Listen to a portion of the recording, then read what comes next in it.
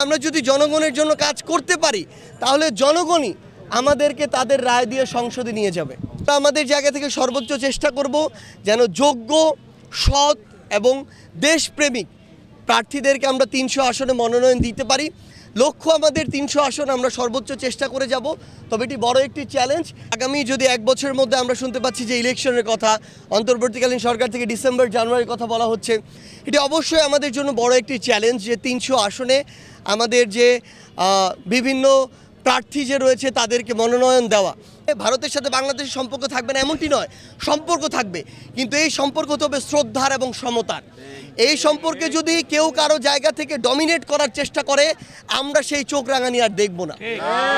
আমরা মনে করি বাংলাদেশের সাথে ভারত বলি, চায়না বলি, আমেরিকা বলি, রাশিয়া বলি, যে কোনো দেশই বলি, আমাদের এই দেশগুলোর সাথে এই সমতার সম্পর্ক থাকবে এবং আমরা বিশ্বাস করি এই পারস্পরিক শ্রদ্ধাবোধের সম্পর্কের ভিত্তিতেই আমরা সামনের দিকে এগিয়ে যাব।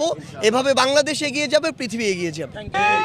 আমরা মনে করি অন্তর্বর্তীকালীন সরকার জনগণের যতটুকু প্রাপ্য এই রংপুর বিভাগের মানুষের ততটুকু প্রাপ্য তাদের জন্য অবশ্যই বরাদ্দ রাখবে এবং আমরা সেই আস্থাটুকুই অন্তর্বর্তীকালীন সরকারের উপর রাখতে চাই।